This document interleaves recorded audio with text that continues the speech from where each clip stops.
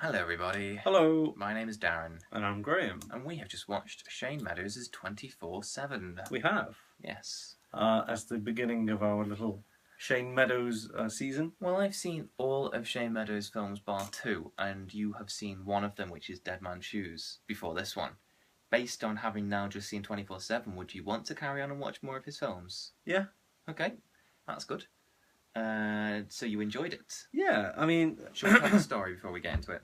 Yes. I know I led into that subject then. Sure. Tell us the story of 24/7. Well, I was going to comment on Shane Meadows in general, but... Okay, go for it. I like him, from what I've seen. From 24/7 and Dead Man's Shoes. Yeah. I like... They're quite different. You don't... Yeah, it's like... Most of his films were more like 24/7 compared to Dead Man's Shoes. Yeah. I like the British kind of... feel, because like there's music and the scenery and stuff like that. You might Locations. like films. Is there a lot of accent work in Shane Meadows stuff? Like he gets a lot of kind of No, he distinguishable... just works with people in that area. Oh, right, okay. So that's the normal accent. Except Bob Hoskins, obviously. Yeah. Who had a really good accent, I felt, in this film. Because did. often when Cockney actors do an accent that isn't a Cockney, you get someone like Ray Winston going, I'm from America, cool. Yeah. You know, gonna bash your head in. And he keeps slipping into Cockney. Yeah. Or Michael Caine's another one who really can't do any accent other than Cockney. Whereas Bob Hoskins did pretty well here. Yeah, I think so. Yeah. So what was the story? As far as the story goes, so Bob Hoskins tries to reignite the passion of the local youths. Yeah, it gives them something to sort of strive towards. Something to aspire live to. for. And something to believe in. And Yeah. So he gets them to start boxing each other in the face. Yeah. Is that the What right better way to phrase stop it? the kids fighting them to get them to fight? So You need to the stop dream. scrapping, just come in here and punch each other in the face Yeah. with this slightly cushioned glove. I used to think that boxing would be better without the gloves, but I hear that they do more damage to themselves with the gloves because you can't hit as hard without a glove on because you'll break your wrist. yeah, so they're doing less damage to themselves with the glove on. No, but they're doing more damage to the opponent's face, which Oh, is right, ultimately where right. I get my enjoyment. You know, I Yeah. watched a boxing match once, and it was rubbish. It was like such a build-up. You know, when Yeah. sports shows start, they don't just... It's not starting at 9 and the fight Yeah, starts. yeah. Like, it's like if Die Hard was starting at 9 o'clock, and the first half an hour of it was, you know, Ebert talking about it. It's just like, all right, let's watch the film and then we'll have a chit-chat. yeah. So it was half an hour of build-up. Are they going to fight? Well, obviously they're going to fight. You know, like, oh, he weighs this, he weighs that. Oh, he's Yeah, been training this. The fight started, and I swear to God, it was over in 30 seconds. The guy knocked him out straight away. It was that... Is it Amir Khan or something? I don't know. So not only is it like watching Die Hard with a 30-minute preamble, but it's also like watching Die Hard where it might be a Vine version. Yeah, So it's like, yeah. we're going to watch this 30-minute blur, but then it might be over in 5 seconds. So Yeah. what a waste of time. It's one of the few times I've given sport a chance, and never again. But there's a bizarre amount of boxing films. I don't know what that's about. I suppose it's because... Yeah, why is that? Well, if you're going to make a sports film, the most cinematic is the one where people get punched in the face, I think. I suppose you can get a lot of choreography and... It's more interesting to an audience, is it? Do I Yeah. want to see someone row a boat for an hour? Or do I want to see someone get their face punched in? Mm. That's my theory anyway. But this isn't really... Most good sports movies aren't about the sport anyway. Yeah. And I don't think there's any different. You could replace boxing with anything that Bob Hoskins is making them aspire to. Well, this is... I mean, you got like Raging Bull and stuff like that, and Hmm? that was about him and his relationships and stuff That was like about that. how he and- couldn't contain his anger and keep his aggression within the ring. Mm. Mm. And You've got Rocky, which is about a mentally handicapped chimp rising above his escaped zoo status and getting his face pummeled. yeah, Yeah. more than it looks now. Well, I always think that, you know, I wouldn't want to be a boxer because I've got a good face. Right. I can see why Stallone might have been drawn to the sport. Yeah. What you got to lose. Not to lose. Yeah. Anyway, so... Poor Stallone.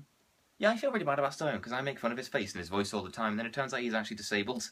Oh. Apparently, like, when he was a baby, they, like, clamp... I think Jackie Stallone's vagina was trying to suck him back in.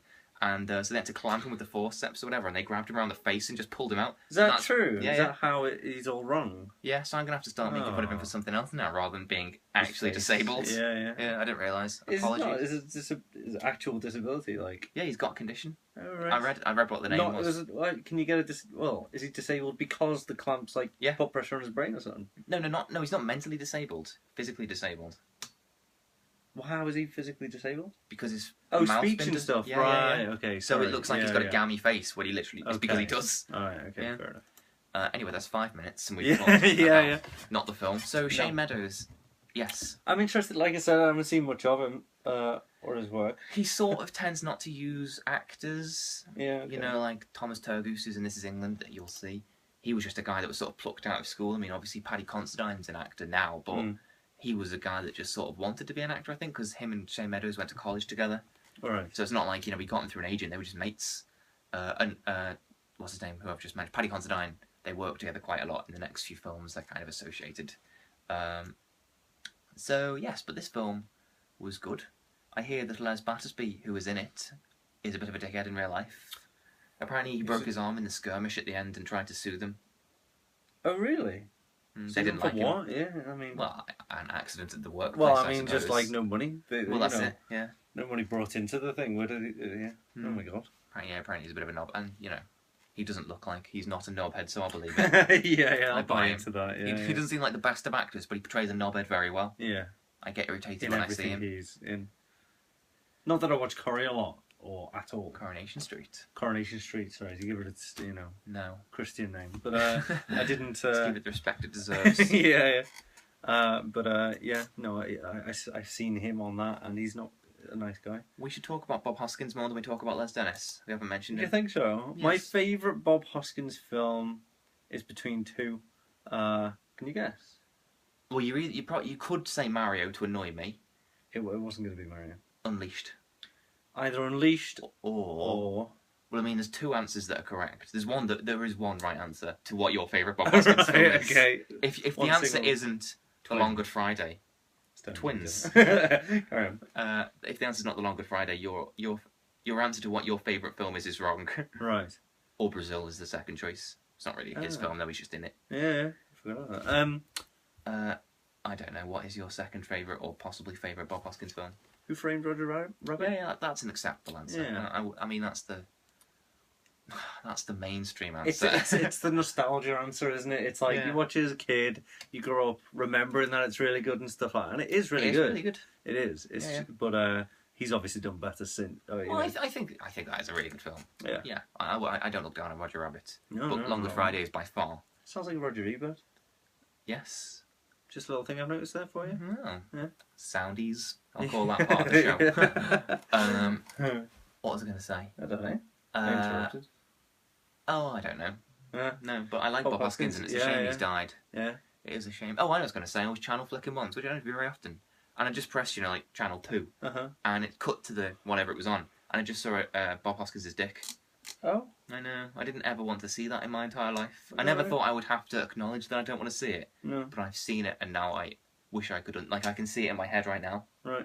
Do you want me to look it up to kind of equalise it? Do you want me to go and Why have a would look? you seeing it be okay? Well, we've got, like, you can... It's like a support group then, isn't it? Like, we can talk about it and get over I it. think we would be coming from a different angle. I would be not enjoying it, and you would be fondly reminiscing about 3 seconds ago when you looked at it. The only joy I'll get is so I can calm you down. So okay. It's in Mrs. Henderson Presents, if you're interested. I think you see Will Young's dick in it as well, but I don't know. No, really? Yeah, that person. The things that Venus has seen. Yeah. Well, I suppose. Anyway. Oh. So Bob Hoskins is just a brilliant actor, and it's a shame he is dead, and he was brilliant in this, and I think that the film probably only got made because he was in it. Possibly. Because Probably. he lowered his fee significantly and still did a blinding job, like, really. Like, he still didn't it. And he looked like a proper hobo when he was a hobo. Yeah, well, you sort of get that quite a lot, really, where you like supporting actors suddenly take lead roles in really small films because it means that they can do a lead role for once. Like Brian Cox did it in The Escapist, which is really good. All right. I recommend. That's interesting. So I don't think this is Shane Meadows' best film, but it's definitely a Shane Meadows film, which is impressive considering it's his first film. Yeah, he is who he is from the beginning. Yeah. There's only one film we won't be watching by Shane Meadows in our Shane Meadows season, and that's Once Upon a Time in the Midlands, because I hear it's rubbish and I do not want to watch it. I mean, I'll watch it if it's around. Waste the whole night watching it. Or the money. I mean, if somebody said you want to watch it and I had nothing else to do, then I would. Yeah. But it's not meant to be very good, so why waste the time? Right. Yeah. Well, if anybody disagrees, you can always comment on this. And yeah, I mean, if somebody starts passionately writing about how it's an unknown masterpiece, then I'll happily give it a chance. Yeah. And I'd always have an open mind, but I doubt it is from what I hear. I'm not. Even he doesn't like it. Not that his opinion is any more valid than anyone else's. No. But it's a piece of art, isn't it? That's yeah, the point. generally, when a director slags off one of his own films and he's only made about 7, then you think that's probably not very good. If he's picked his favourites and they match yours already, then you can kind of go on the last one. Oh well. So yes, I do recommend 24/7. Yeah, I do too. Yeah. If that means anything to you. It gets better. It's not my favourite. Yeah. I won't tell you my favourite because I don't want to influence you. Okay. Okay.